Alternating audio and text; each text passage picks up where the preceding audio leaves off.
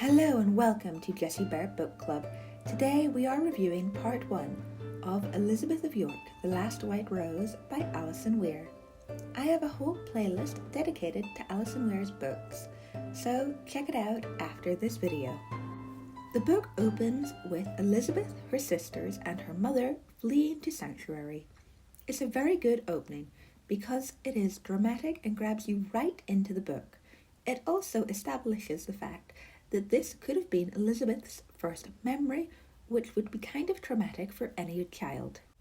The book continues in the same vein, having Elizabeth witness the siege of the Tower and meeting mad King Henry VI.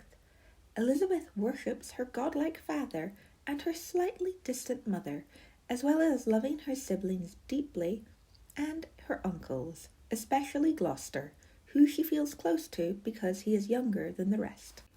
Elizabeth grows to not like Clarence for obvious reasons, but I think it is more because her mother dislikes him, and that affects her judgment of her uncle Clarence. After Clarence's execution, Elizabeth finally sees her mother's hand in Clarence's downfall, and realizes slowly her mother is obsessed with keeping her royal status and making sure her children marry royalty because of her own commoner complex.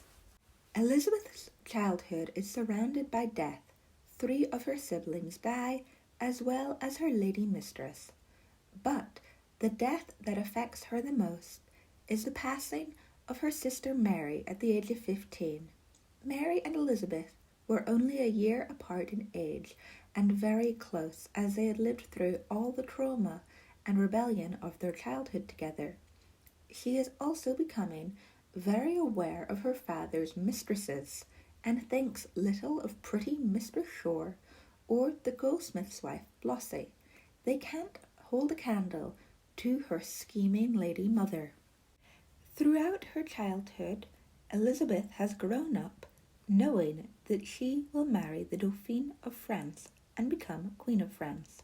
But when her marriage to the Dauphin is finally cancelled, she realizes both her parents were more concerned with getting her a crown than her general happiness, because she discovers the Dauphin of France is a dullard and she would have been stuck with him.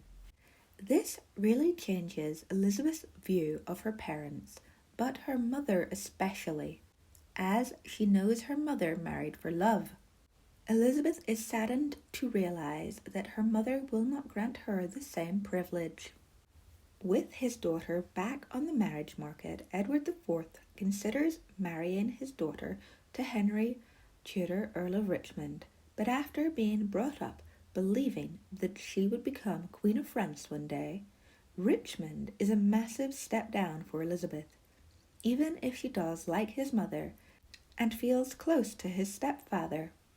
Elizabeth doesn't have long to brood, however, because her father dies suddenly after going fishing at only 41 years old, and then Elizabeth's life, along with her siblings, comes crumbling down around her ears, as within the week of her father's death, her mother rushes them all into sanctuary because she fears the newly named Lord Protector, Richard of Gloucester. Moving forward in this review, I am going to refer to Elizabeth as Bessie because that is the way she is referred to in the book. Bessie believes her mother's rush into sanctuary was a massive overreaction, and she thinks her mother is making the situation much worse by mistrusting Richard, her own beloved uncle. But little by little, action by action, Bessie starts mistrusting Richard as well, until she knows that her mother's opinion of her favourite uncle was right. He is not to be trusted. Because he is power-hungry, like all true Plantagenets are. Elizabeth Woodville is not doing well emotionally while her family is in sanctuary, and Bessie, as the oldest child, is shouldering much of the responsibility for her siblings' care. The scene where the Duke of York goes to the Tower was sad but very realistic, more realistic than any Philippa Gregory novel, I may add. When Richard executes Bessie's Uncle Rivers and her half-brother Dickon, Elizabeth Woodville breaks down and Bessie really starts losing hope for her future. And then the rumours start. The rumours that her brothers in the tower have been murdered, and Bessie is distraught, not only for herself, but for her mother and her future. But inside, somewhere deep, she clings to hope that one of them is alive, because there is no evidence either way. The tipping point for Bessie in her hatred for Richard, though, is his getting Parliament to declare her and her siblings bastards. She cannot fathom it. She is the true-born Queen of England if both her brothers are dead, no matter what Parliament says, or what Richard forces Parliament to say. But Bessie knows her histories, and knows that queens in England do not do well. So, she and her mother start plotting her marriage to Henry Tudor, the only other viable heir, with the thought that Henry and Bessie will rule as joint monarchs like Isabel and Ferdinand in Spain. Henry Tudor's rebellion is crushed by the weather, and Bessie and her family now have to rethink their future. In short, Elizabeth Woodville knows that she has to let her girls leave Sanctuary and go to court before they are taken from her. Bessie is incredibly happy to be leaving Sanctuary. What teenage girl would not?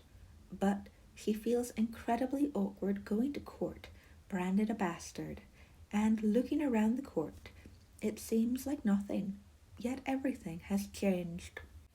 This is the end of part 1 of this review. Be sure to subscribe so that you can come back next week for part 2.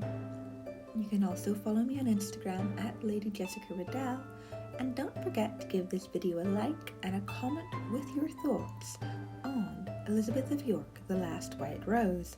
Until next time, stay humble and reverent.